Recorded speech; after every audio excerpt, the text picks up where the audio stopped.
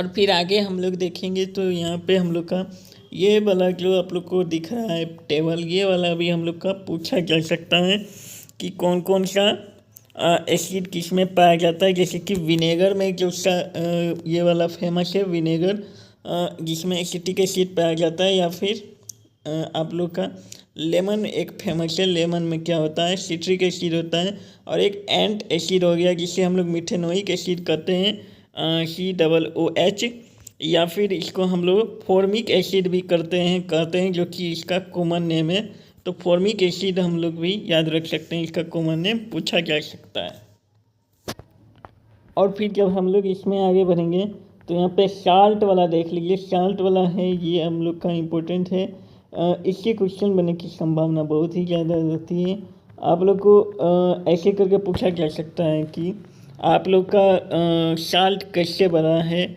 जैसे कि हम लोग मान लीजिए हम लोग एक साल्ट मान लेते हैं, जैसे कि यहाँ पे हम लोग कौन सा साल्ट मान लेते हैं NH4Cl हम लोग एक साल्ट मान लेते हैं।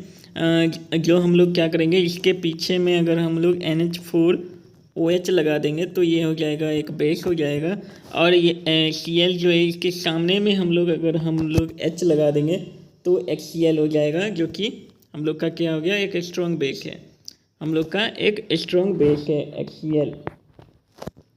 और ये क्या हो गया NH4OH हम लोग का एक स्ट्रॉन्ग बेस हो गया और ये स्ट्रॉन्ग एसिड हो गया।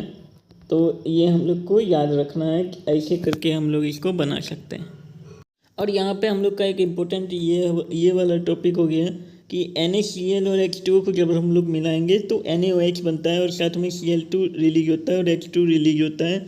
तो इस बात को हम लोग को याद रखना है कि हम लोग का कॉस्टिक सोडा जो हो गया NaOH हो गया।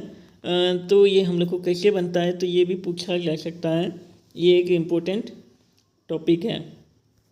और फिर जब हम लोग इसमें आगे बढ़ेंगे तो यहाँ पे देख लीजिए ब्लीचिंग पाउडर का हम लोग का यूज पूछा जा सकता है कि ब्लीचिंग पाउडर का यूज हम लोग कहाँ कहाँ पे करते हैं। तो इसका हम लोग आप लोग को यहाँ पे देखिए लिखा हुआ है कि टेक्सटाइल इंडस्ट्रीज में हम लोग इसका यूज करते हैं, केमिकल इंडस्ट्रीज में हम लोग इसका यूज़ करते हैं, टेक्सटाइल इंडस्ट्रीज में हम लोग यूज़ करते हैं।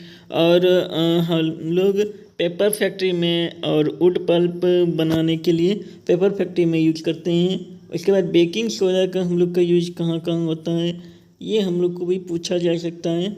और इसका प्रिपरेशन करने का भी हम लोग का प्रोसेस पूछा जा सकता है कि सबसे पहले हम लोग अमोनियम क्लोराइड बनाएंगे, फिर सोडियम हाइड्रोजन कार्बोनेट को हम लोग क्या करेंगे हीट कर देंगे तो उससे हम लोग को सोडियम कार्बोनेट यानी कि बेकिंग सोडा मिल जाएगा। और फिर इसके बाद हम लोग को इसका यूज भी पूछा जा सकता है कि इसका यूज कहाँ पे किया जाता है।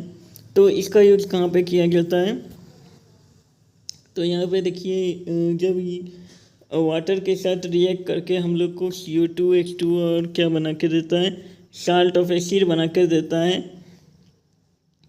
और फिर जब हम लोग को इस साल्ट ऑफ एसिड बना कर देता है तो उसको क्या करता है सोडियम हाइड्रोजन कार्बोनेट इंटीग्रेंट्स इन एंटासिड यानी कि एंटासिड्स में भी यूज किया जाता है, जैसे कि मिल्क ऑफ मैग्नीशिया हो गया।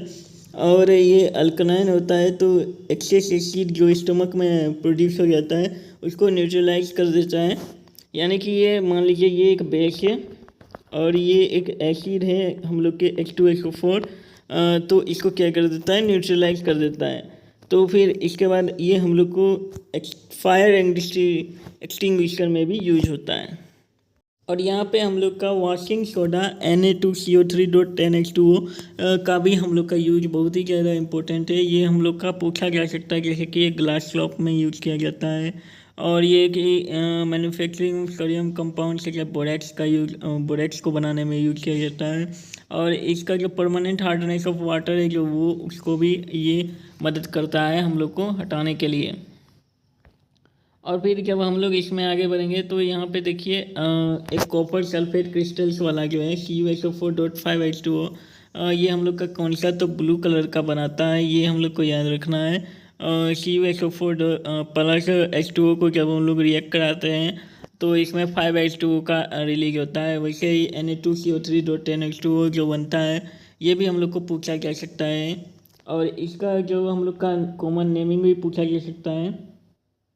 तो हम लोग इसको क्या कहते हैं, ब्लीचिंग पाउडर कहते हैं।